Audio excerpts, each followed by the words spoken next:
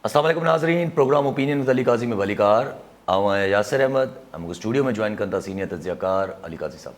Welcome Ali साहब। Thank you Yasir.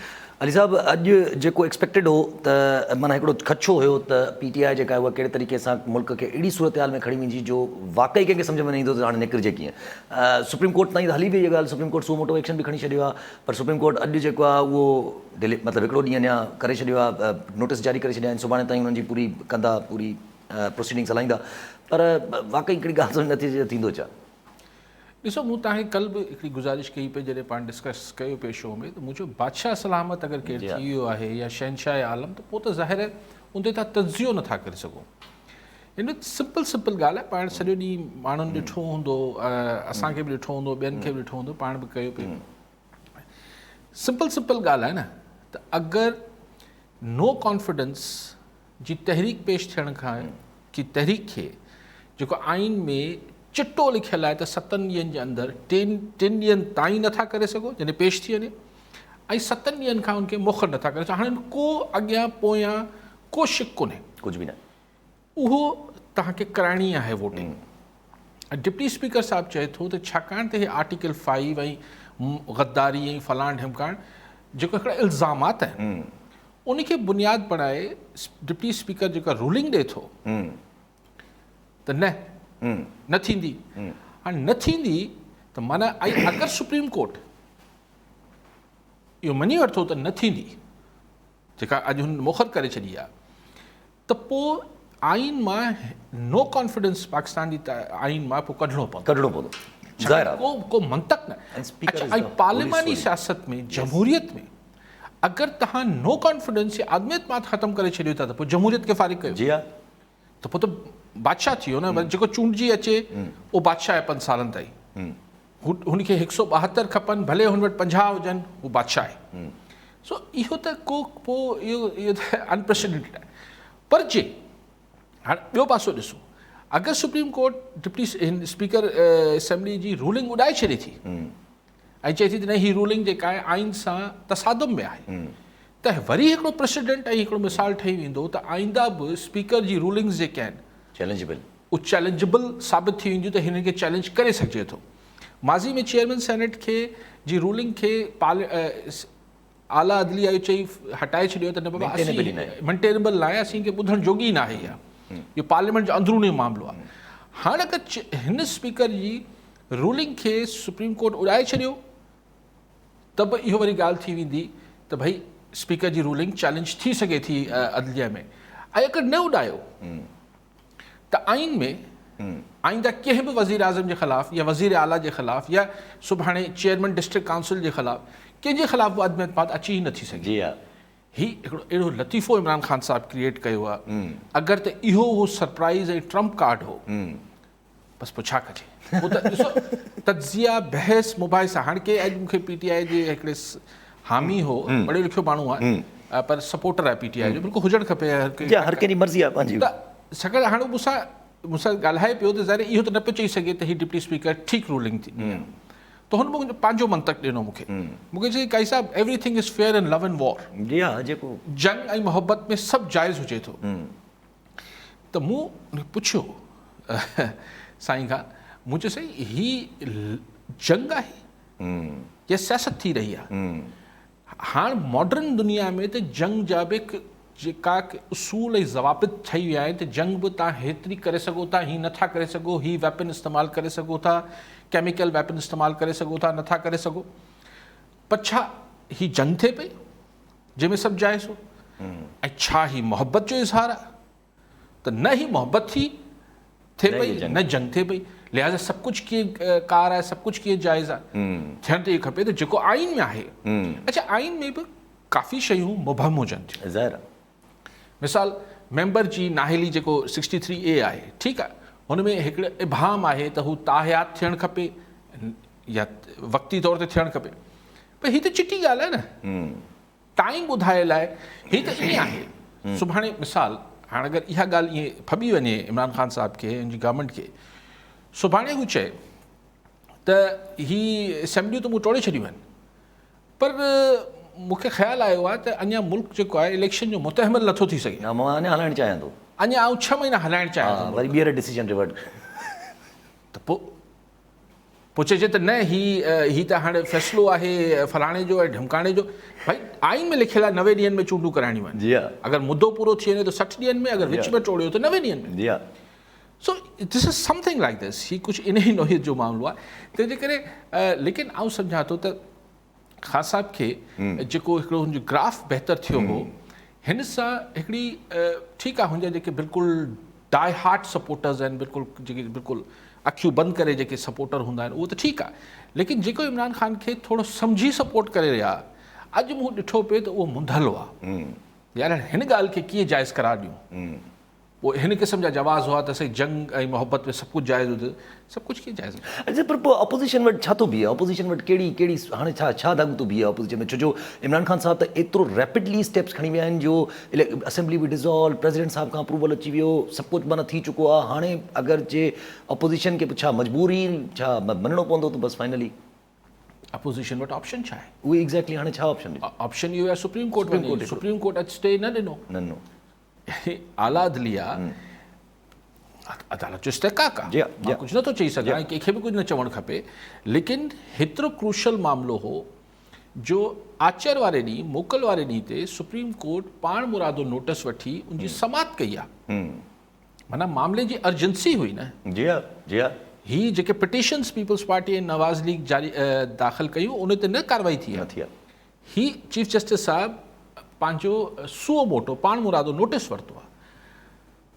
आचर वारे ॾींहुं शाम जो कार्रवाई हलायूं, मुख़्तस कार्रवाई करे चऊं त कानूनी घुर्जूं आहिनि, नोटिस जारी कयो अटॉर्नी जनरल खे, हुन फ़रीक़ैन खे, सुभाणे ॿुधंदासीं। त मतिलबु इहो थियो त जेको आइन पाकिस्तान में लिखियलु आहे त 7 ॾींहंनि जे अंदरि चूंड ही अदम एतमाद ते वोटिंग थियणी हुई, अॼु उहो आइन जी शिक ख़तमु थी वई। मतिलबु ख़तमु सां मुराद इहा आहे त अॼु हुनखे माना आइन जी वॉयलेशन थी वई आहे। हाणे अगरि सुप्रीम कोर्ट मिसाल सुभाणे हलाए थी केस, पोइ 2 ॾींहंनि में फ़ैसिलो ॾिए थी, 3 ॾींहंनि में ॾिए थी, ख़ुदा ख़बर, अदालत जो इस्तेकाक। ऐं अगरि इहो फ़ैसिलो हिन हक़ में आयो त स्पीकर जेको आहे हुन रूलिंग सही न ॾिनी आहे, त ही 4 ॾींहं 3 ॾींहं ही किथे वेंदा? ज़ाहिर केरु हलाईंदो? मुल्क केरु थो हलाए? ही मुल्क केरु पियो? न उहो त बात जी ॻाल्हि आहे। लेकिन ही जेको 7 ॾींहंनि में नो कॉन्फिडेंस थियणी हुई, पोइ हू 10 ॾींहं ते या 8 ॾींहं ते सुप्रीम कोर्ट चवंदी न वञी अदालत, त ही जेके विच जा 4-5 ॾींहं ही त हिकिड़ो लकूना अची वियो न। ही त आइन में हिकिड़ो खला पैदा थी वियो न। ऐं ॿी ॻाल्हि जेका तव्हां सवाल उथारियो त भई पोइ हिन महिल जेको हुकूमत हलाइजे पई, इहो केरु पियो हलाए? एग्ज़ैक्टली केरु थो हलाए? सो असेंबली डिज़ोल्व। अॼु पाण टाइम जे लाइव ट्रांसमिशन में पाण जेके बि सीनियर लॉयर्स हुआ सिंध जा, उन्हनि सां पाण कचहरी कई पे, सभिनी जो ख़्यालु हो त अॼु ई को फ़ैसिलो अची वेंदो। भई थियो न थियो। अच्छा, एंड पर राइटली सो PTI जा वज़ीर जेके झुमरियूं पाए रहिया हुआ कोर्ट जे ॿाहिरि, ऐं नवाज़ लीग वारनि जा मोह लथा पिया, छाकाणि त सभिनी खे इहा तवक़ा हुई त अदालत सॻोरी अॼु ई कुझु ॿियो कुझु न त हिन ॻाल्हि खे हिते बीहारे छॾींदी। जी हा, छाकाणि त हाणे वरी इहे 4 ॾींहं बि किथे गिणबा? अगरि इलेक्शन अगरि आहे न आहे, सिर्फ़ु क़ौमी असेंबली जी इलेक्शन थींदी, सूबाई असेंबली जो छा थींदो? वॾा सवालात आहिनि। अच्छा, पर पोइ एम्बिट बि थोरो वधे नथो? छो जो अपोज़िशन जेको ॿुधूं पिया अपोज़िशन लीडर जेके प्रेस कॉन्फ्रेंस कनि पिया ॿाहिरि अची, मोहसिन पंहिंजो PMLN जा, उन्हनि जो चवणु त आर्टिकल 5 जूं ॻाल्हियूं, वरी गद्दारी जो केरु आहे, वरी इहा ॿुधणी थींदी, त पोइ एम्बिट तमामु वधी न वियो सुप्रीम कोर्ट जो? पोइ त हिकु डेग आहे न। पोइ त यार पोइ त डेग आहे। अगरि त पोइ त ॾिसो तव्हां 63A जो बि नो कॉन्फिडेंस जी तारीख़ पहुची वई, अञा अदालत सॻोरी मां इहो डिसीजन फ़ैसिलो न आयो, ऑब्ज़र्वेशन्स ईंदियूं रहियूं। अगरि हाणे इहो केस ॿुधणु शुरू थियो त हू लेटर जेको आहे हू जाली आहे, असली आहे, हुनखे धमकी तस्लीम कजे न कजे, पोइ त 90 ॾींहं त मुंहिंजे ख़्याल 3 ॾींहं अदालत जी मर्ज़ी आहे। पोइ अगरि असांजा ॾिसो न एतिरा वॾा कॉन्स्टिट्यूशनल इशूज़ बि एॾा वॾा अगरि लिंगर ऑन थींदा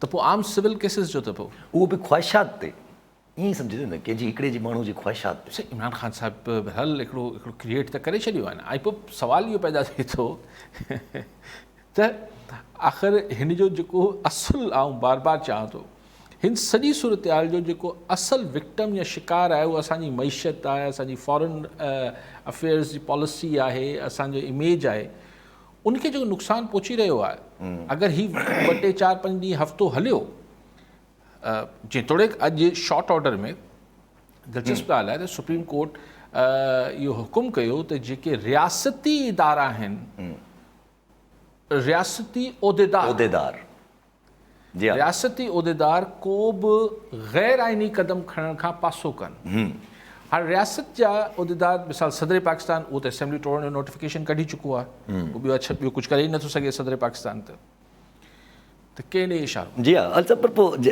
अगरि जे ईअं सम्झे त DGISPR पंहिंजो स्टेटमेंट जेका ॾिनी इन पूरी सूरत हाल जे मथां त DGISPR जे तरफ़ां जेका स्टेटमेंट आई उन में इहा ॻाल्हि त उन्हनि क्लियर कई त भई अॼु जेका पाकिस्तानी पॉलिटिकल सिचुएशन आहे इन में असांजो को तालुक़ु न आहे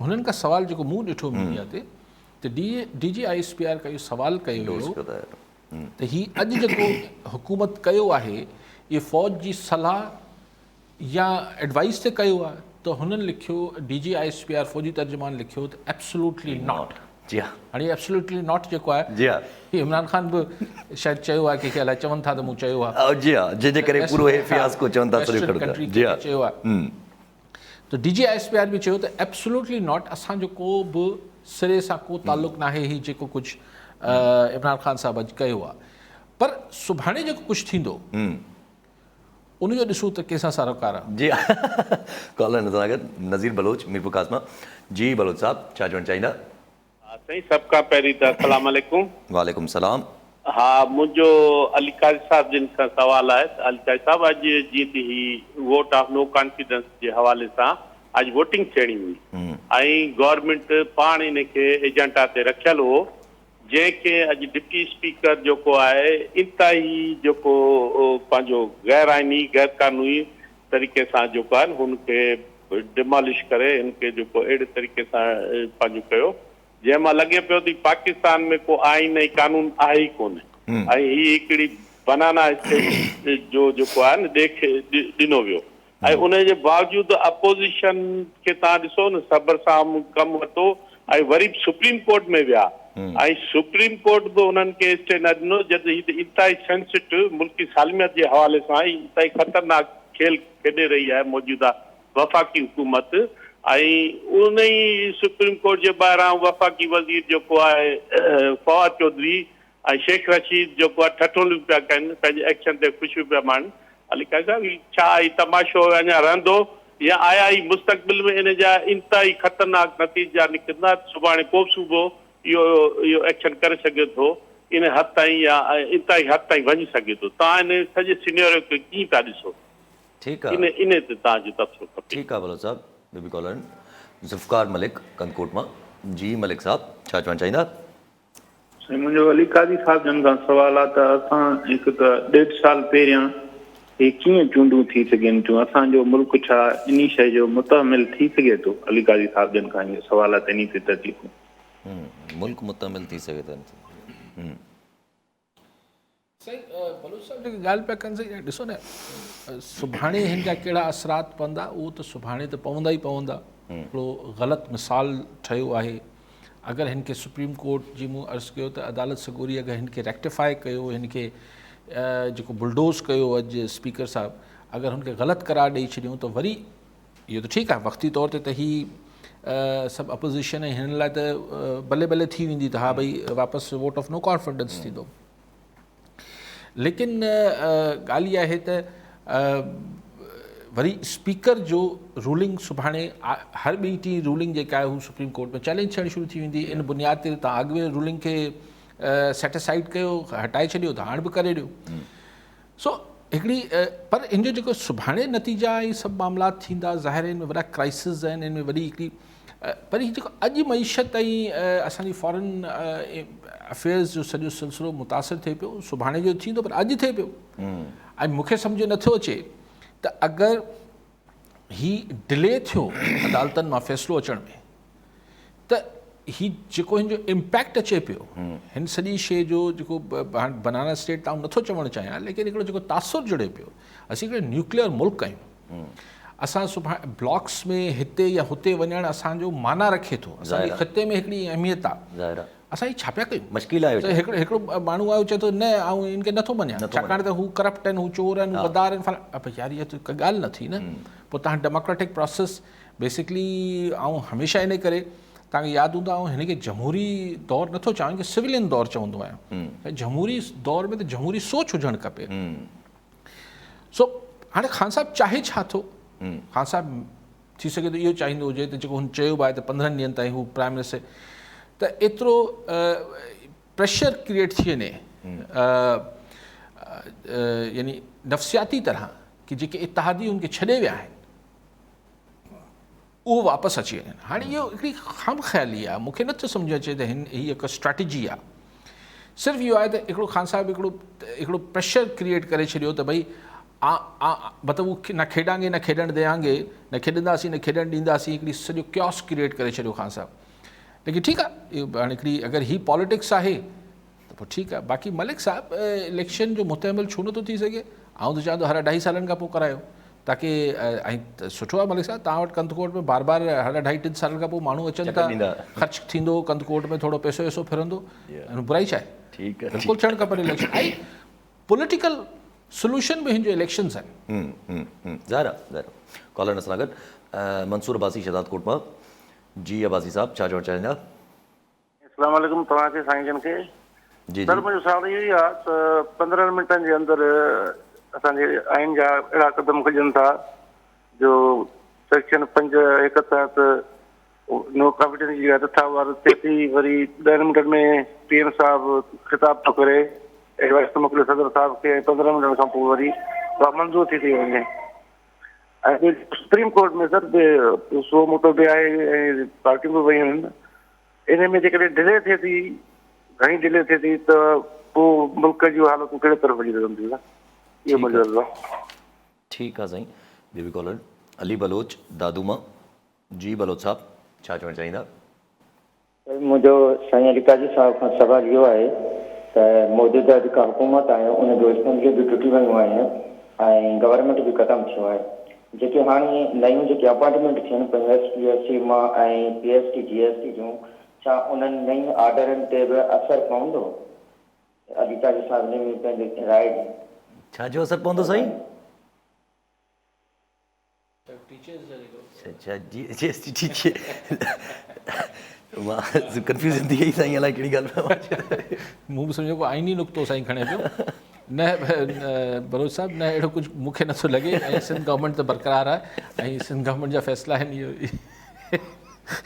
हुननि खे अपोज़िशन जी हुकूमत खे हुनजी हुकूमत जी हुननि खे पंहिंजी सिर जी लॻल आहे। बलोच साहिबु चए थो त लेकिन बहर साईं लाइ वॾो अहम मसइलो आहे। बिल्कुलु सही ॻाल्हि आहे। न मुंहिंजो न ख़्यालु सही त उन ऑर्डर्स ते को फ़र्क़ु पवंदो। बाक़ी पहिरीं जिन सुप्रीम कोर्ट जी डिले जी ॻाल्हि कनि पिया अब्बासी साहिबु। ॾिसो ॻाल्हि इहा आहे त हिन सॼे मामले खे डिफ्यूज़ केरु थो करे सघे? हिन सॼे मामले खे डिफ्यूज़ यानी न सॉरी डिफ्यूज़ ग़लति लफ़्ज़ आहे। डिफ्यूज़ त सुप्रीम कोर्ट चयो न भई केरु कुझु न करे असीं फ़ैसिलो कंदासीं। अगरि ही लिंगर ऑन थिए थो ऐं अपोज़िशन वारनि जो तहमुल सब्र टुटे थो ऐं हू को स्ट्रीट्स ते ॻाल्हि खे खणी वञणु चाहिनि था, हीअं त हू अदलिया में खणी विया, पाण ई सूओ मोटो वठी छॾियो। अगरि रोडनि ते खणी वञनि था त ज़ाहिर आहे पोइ कंहिं न कंहिंखे विच में अचिणो पवंदो। माज़ी में जॾहिं 58(2)B जो ऑप्शन हूंदो हो, हीउ जेको असेंबली टोड़ण जो सदर खे इख़्तियारात प्रेसिडेंट साहिबु जेको आहे उन महिल हीउ जेको मोहतरमा शहीद आई, हीउ सॼो जेको झेड़ो हो नवाज़ शरीफ़ उन महिल लॉन्ग मार्च बीबी जेको आहे उहो करणु पियो चाहियो। पोइ उन ज़माने में आर्मी चीफ वहीद काकड़ साहिबु हुआ। उन्हनि मूंखे यादि आहे त पोइ हेलीकॉप्टर में बीबी लाहौर मां इस्लामाबाद आयूं हुयूं ऐं पोइ सेटलमेंट थियो, जंहिंजे तहत हुननि इस्तीफ़ा ॾेई छॾिया हुआ ऐं बाद में बीबी उनमें प्राइम मिनिस्टर थी वई। त हीअ हिकिड़ी सॉफ्ट इंटरवेंशन हुई। असां वटि असांजी जेका एस्टाब्लिशमेंट आहे, असांजी पॉलिटिक्स में हुनजी जेका सिधी अणसिधी तरह हिकिड़ी इन्वॉल्वमेंट रही आहे माज़ी में डिघे अरसे में। हीअं 3-4 महीननि खां हू चवनि पिया असीं न्यूट्रल आहियूं, असांजो कुझु न वञे।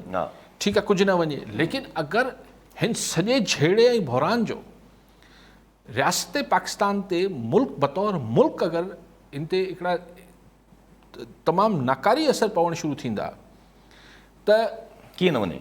त पोइ छा चई कीअं न वञे जी हा। तव्हांजी ॻाल्हि त पोइ त ऐं नथो चवां वञणु खपे पर- लेकिन आख़िर हू जेको नज़रिया ज़रूरत हुजे थी जी हा।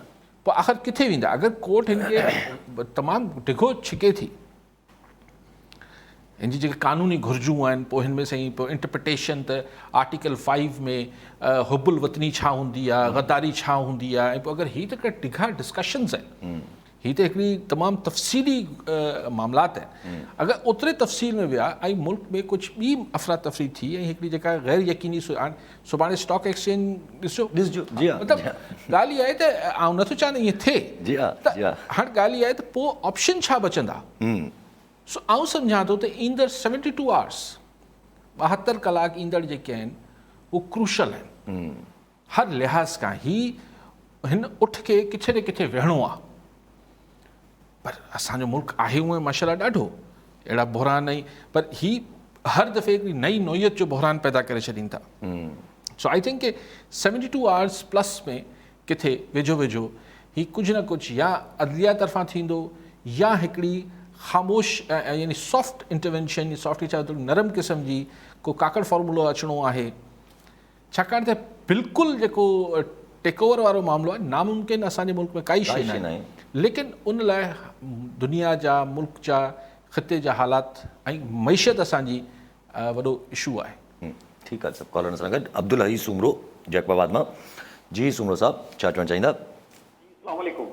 वालेकुम सलाम साईं मुंहिंजो अवां जे प्रोग्राम में सवाल इहो आहे त अली काज़ी साहब जी जेका आहे सिर्फ़ु जेको आहे मीडिया जे हवाले सां जेके आहिनि पंहिंजो ख़िदमात न आहिनि अली काज़ी साहब जेको आहे सिंध जे कुंड कुर्च में वञी करे जेको आहे माण्हुनि में शऊर बेदार कयो माण्हुनि खे अवेयर कयो मोटिवेट कयो सो मुंहिंजो सवाल इहो आहे त तब्दीली पसंद जेका साईं जन जी पार्टी आहे ईंदड़ इलेक्शन जॾहिं बि थियनि सो उन में छा पंहिंजो जेको आहे सूबाई लेवल ते या उन खां अलावा जेका लोकल बॉडीज़ जूं इलेक्शन थींदियूं उन में साईं जन जेके आहिनि पंहिंजो सॼे सिंध मां पंहिंजा जेके ठीकु आहे ॿियो बि कॉलर वठी वठूं शफ़ीक़ुर रहमान ठारू शमा जी शफ़ीक़ साहब छा चवणु चाहींदा अस्सलाम वालेकुम सर। वालेकुम सलाम सर अॼु जेको क़ौमी असेंबली में जेको कुझु थियो ही पंहिंजे पूरे पाकिस्तान ॾिठो स्पीकर पंहिंजी कार्रवाई हलाए करे जेको आहे न सॼो कमु कयो उन खां पोइ जेको ही अयाज़ सादिक खे अची करे हिननि जेको आहे असेंबली पंहिंजो उन सीट ते अची करे विहारियो छा ही हुन में कानून जे दायरे में अचे पियो या वरी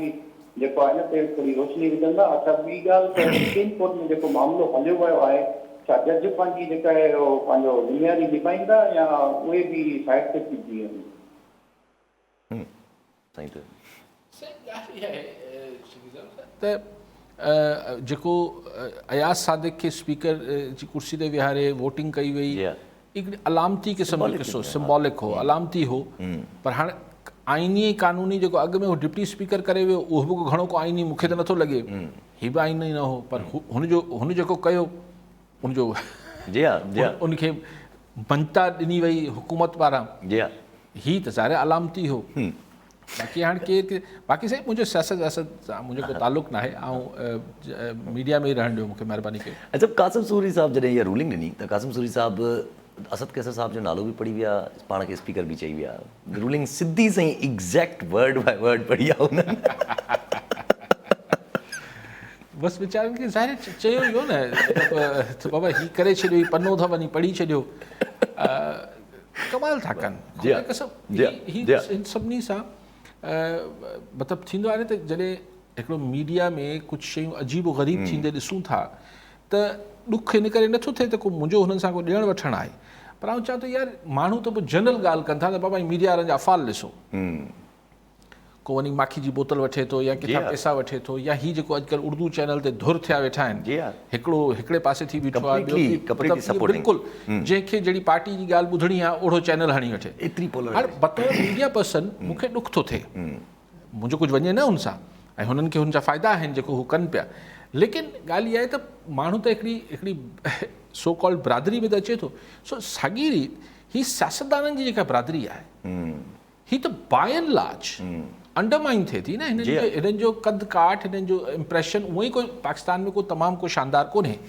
इमरान ख़ान साहब सिर्फ़ु छा सम्झे थो त पैसा वठणु न वठणु सिर्फ़ु बुराई आहे सियासत में मेच्योरिटी बि त हिकिड़ी इशू हुजे थो सियासत में जेको आहे उहो हिकिड़ी बुर्दबारी बि हुजे थी ऐं सियासत में रूल ऑफ लॉ हुजे थो। जी हा। सो रूल ऑफ लॉ जंहिंजी इमरान ख़ान साहब पाण तमामु घणी वकालत कंदो आयो आहे, अॼु कीअं जस्टिफाई करे थो ही छा जेको हिन जे डिप्टी स्पीकर कयो आहे, जी हा। जेको बकौल तव्हांजे त पढ़ी बि रट हणी वियो आहे, ग़लति आहे न?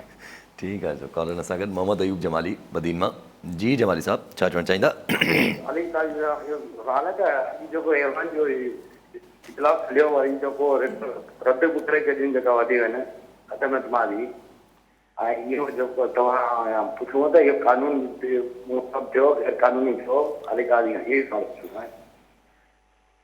कानूनी साईं पुछंदा जेको हुयो या जेको थियो से कानूनी। ॿियो बि कॉलर हुते अचो था। कैलाश कुमार कराची मां। जी कैलाश साहब, छा चवणु चाहींदा? वालेकुम वालेकुम सलाम। जी जी साईं, हाणे मुंहिंजो क्वेश्चन क़ाज़ी साहब सां इहो आहे, अॼु जेका ही नेशनल असेंबली में थियो आहे ही त सिधी साईं जेका आहे कॉन्स्टिट्यूशन जी जेका आहे वॉल्यूशन थी आहे। जी कॉन्स्टिट्यूशन जी वॉल्यूशन में त मूंखे इहा ॻाल्हि सम्झ पवंदी अचे त ही इन जो त फ़ैसिलो बर वक़्तु थियणु घुरिजे। जेकॾहिं उहो असेंबली खां किसो ॿाहिरि रही आहे त उनजो जेको आहे डिसीजन ओॾी महिल सम्झां थो जीअं चीफ जस्टिस साहब कई आहे, कॉल कई आहे, न त सिधो सां कार्रवाई सभिनी साम्हूं थी आहे ऐं हिन त डिसीजन उते थियणु घुरिजे। ही त सिधी सही कॉन्स्टिट्यूशन जी सही वॉल्यूशन थी आहे। ठीकु आहे, ठीकु आहे। कैलाश साहब ॾिसो, इहो तव्हांजी मतिलबु तव्हांजी अंडरस्टैंडिंग आहे, मुंहिंजी हिकिड़ी अंडरस्टैंडिंग हूंदी, जेके लॉ ऐं आइन जा एक्सपर्ट्स आहिनि उन्हनि जी हिकिड़ी पोज़ीशन आहे, उन्हनि जो हिकिड़ो व्यू आहे त हीअ सही सिधी भॼकड़ी थी आहे, हीअ विचथरी भॼकड़ी थी आहे, न थी आहे। जी हा। हाणे इन जो फाइनल हतमी जवाबु त पाण खे सुप्रीम कोर्ट मां मिलणो आहे। जी हा। साईं चवनि था, इहे कई एक्सपर्ट्स जो सुबुह बि ख़्यालु हो त हीअ दैनंदिया सां मुराद आहे त आचर्य ॾींहुं ई, ऐं ज़ाहिर सुप्रीम कोर्ट हिन खे अहम सम्झियो तॾहिं त आचर्य ॾींहं जे सुओ मोटो वठी जी समाज शुरू कई अथनि न। हाणे लेकिन अगरि हिन खे गद्दारी वारे मामले खे अदालत हुनजी इंटरप्रिटेशन आर्टिकल 5 जी करणु शुरू कई त आई डोंट नो हू 24 कलाक या 48 कलाक में कीअं थींदी। इहो कैलाश साहब ख़्वाहिश थी सघे थी, तव्हांजी हिकिड़ी तव्हांजी आवाज़ में हिकिड़ो फ्रस्ट्रेशन जो एलिमेंट बि हो, लेकिन क्वेश्चन इहो आहे त end of the day it's the judiciary. जी हा। ही त जेके एपेक्स कोर्ट आहे ही त उनखे डिसाइड करिणो आहे त ही भञकड़ी थी आहे या न थी आहे। ऐं पर जीअं मूं शुरू में बि शो जो चयो त अगरि हिन खे भञकड़ी करार ॾिनो एपेक्स कोर्ट, असांजी अदालत सगोरी, त सुभाणे पोइ इहो हिकिड़ो प्रेसिडेंट ठही वेंदो त स्पीकर जी रूलिंग्स जेके आहिनि या चेयरमैन सेनेट जी रूलिंग्स जेके आहिनि उहे चैलेंज थी सघनि थियूं एपेक्स कोर्ट चैलेंज थी सघनि थियूं। ठीकु आहे। सभु कॉलर सां गॾु सारंग मुनीर सुमरो कराची मां। जी सारंग साहब, छा चवणु चाहींदा? अस्सलाम वालेकुम अली साहब, सारंग मुनीर सुमरो ॻाल्हायां पियो कराची मां। जी जी। त मन अदम एतमाद जहिड़ी संजीदा सूरत हाल ते बि एॾी मज़ाक थिए ऐं जिते असेंबलियूं माना ॿारनि जे घर जीअं टोड़ियूं वञनि, तव्हां छा था सम्झो अहिड़े सियासी मिज़ाज में ही इन जो आख़िरी स्टॉप कहिड़ो हूंदो? या हिन वक़्तु मुल्क में जेके सियासी सूरत हाल थिए थी, इन जो आख़िरी स्टॉप कहिड़ो हूंदो? आख़िरी वञी छा बीहंदो वञी? अच्छा, प्राइम मिनिस्टर साहब हाणे थोरी देरि पहिरियां ट्वीट कयो आहे। प्राइम मिनिस्टर साहब चवनि था त PDM वारनि जी मूंखे मंतक सम्झ में नथी अचे, हरूभरू कॉन्स्पिरेसी जो हिसो थियणु चाहिनि था, इलेक्शन में नथा वञणु चाहिनि। इस अदाए मासूमी पर कोई क्यों ना मर जाए। ॾिसो हाणे पाण खे थोरी देरि लाइ पाण PTI वारा थी सोचूं। ठीकु आहे, इमरान ख़ान साहब जी पासे थी ॻाल्हायूं था, धुर थी ॻाल्हायूं त इलेक्शन थी त भाई तव्हां चयो भले इलेक्शन करायो, इलेक्शन मूं कराए छॾियो।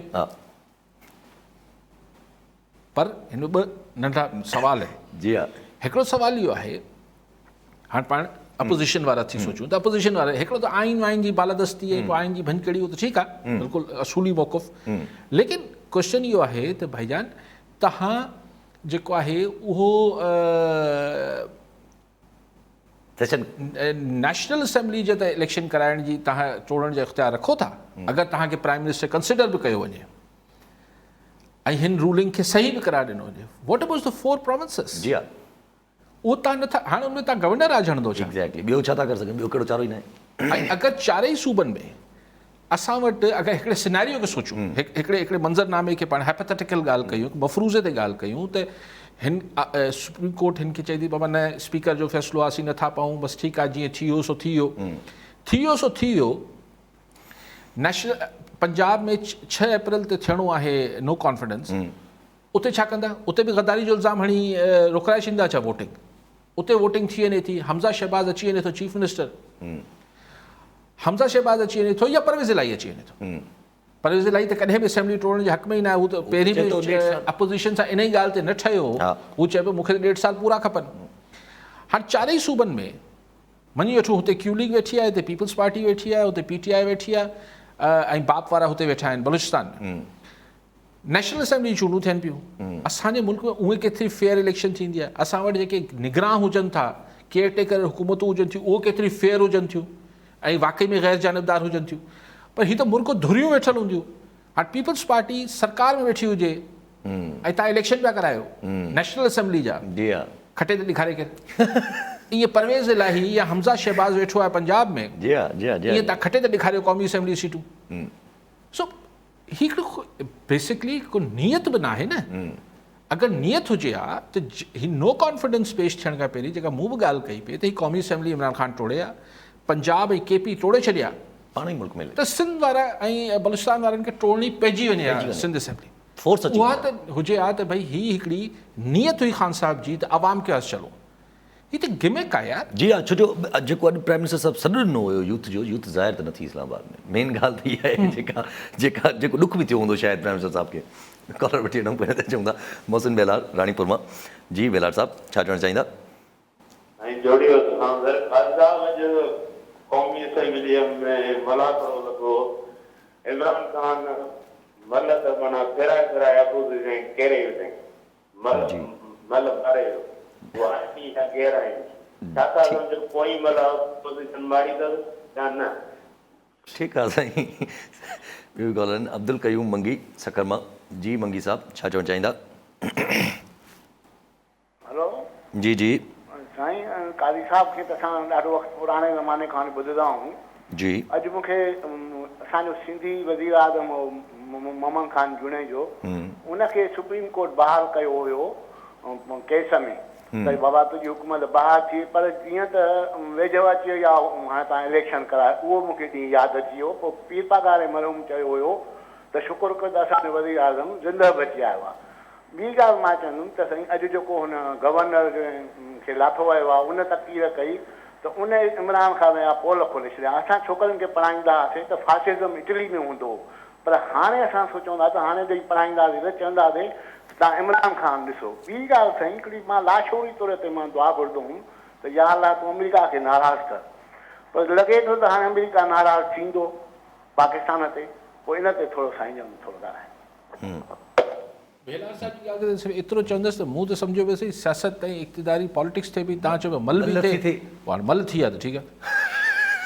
हू क्रिकेट पियो खेॾे आख़िरी बॉल ताईं, तव्हां मल विड़ाए पिया त ठीकु आहे। ख़ान साहब ॾाढो आहे। जी हा जी हा, कानून गैर कानूनी कंहिं बाक़ी मंगी साहब जी ॻाल्हि करें, मंगी साहब हू जेको मोहम्मद ख़ान जुनेजो मरहूम जी गवर्नमेंट असेंबली रिस्टोर थी, सैफुर रहमान केस हो शायदि, उहो इलेक्शन अनाउंस थी चुका हुआ, बल्कि थी चुका हुआ। जी हा, करे छॾियऊं, इलेक्शन थी चुका हुआ, उन खां पोइ बहाल थी।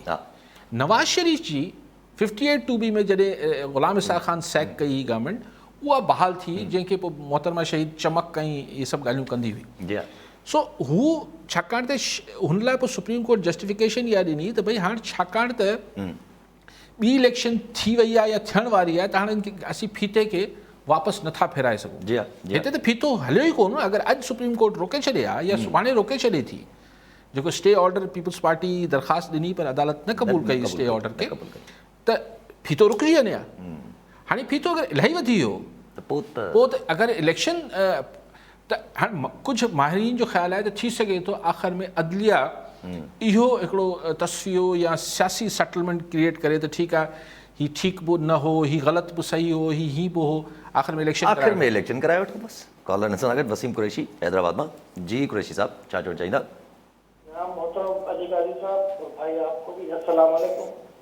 सर, जबकि इलेक्शन का वज़ीर आज़म ने ऐलान कर दिया है और इलेक्शन में जाने का, तो सर अपोजिशन का मुतालबा भी यही था कि मुल्क में इलेक्शन हो जी, तो क्यों ना तमाम पार्टियां जो अवाम के पास चली जाए। शुक्रिया। तमाम आवाम के पास चले जाएं, साईं भी वही गाल करता हाँ, पर किसी कानून और किसी तरीके से जाएं या ऐसे ही चले जाएं? ऐसे नहीं जाया जा सकता ना सर। तो इसके लिए कोई आइन, कोई कानून, कोई तरीका, कोई रास्ता बनाना पड़ेगा ना। तो वो उसका तरीका ये था कि अदमतबाद हो जाती, या इमरान खान साहब जब अदमतबाद की तहरीक पेश नहीं हुई थी तो वो तोड़ देते असेंबली और आवाम के साथ जाते। ये खान साहब को देर से ख्याल आया है ना। तो मतलब वो एक लड़ाई में एक मुहावरा है उर्दू में कि जो मुक्का लड़ाई के बाद याद आए उसको अपने मुंह पर ही मार देना चाहिए। क्योंकि बात यह है कि ये चीज़ जो खान साहब अब कहते हैं कि हाँ जी ये मशवरा सही है कि इलेक्शन करा दिया जाए, तो ये मशवरे तो उनको अदमतबाद की तहरीक से पहले भी मिल रहे थे कि जी आप मिड टर्म इलेक्शन करा दें, बात ख़त्म हो जाती। लेकिन उस वक्त नहीं किया।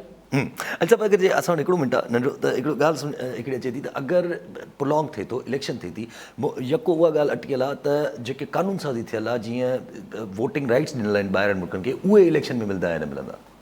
सही सवाल इहो आहे त फ़िलहाल त छा कुझु हले थो। ऐं तव्हांखे सिर्फ़ु एतिरो गुज़ारिश कयां पियो, 72 कलाक इंतज़ारु कयो।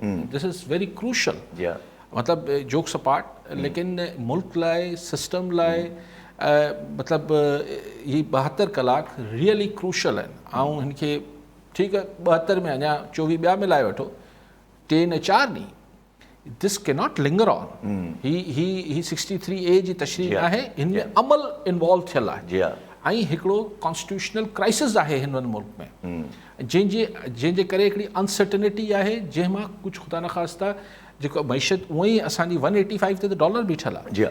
सुभाणे स्टॉक एक्सचेंजिस जो माण्हू हथ हीअं रोके बीह रहिया आहिनि। सो ही लिंगर ऑन करणु हिन जमहूरियत सिस्टम ऐं हीअ सभु त ठीकु आहे, पर मुल्क जी इकॉनमी लाइ ॾाढो भयानक आहे कंहिंखे न कंहिंखे। सो हाणे ॻाल्हि इहा आहे त 72 न त हिकिड़ो ॾींहुं ॿियो ॻंढे वठो, इन में फ़ैसिलो थी वेंदो। ठीकु आहे साहब, वरी महिरबानी साहब। नाज़रीन, अॼु जे प्रोग्राम जो वक़्तु पूरो थियो, वरी मिलंदा ईंदड़ प्रोग्राम में। दुआ में यादि।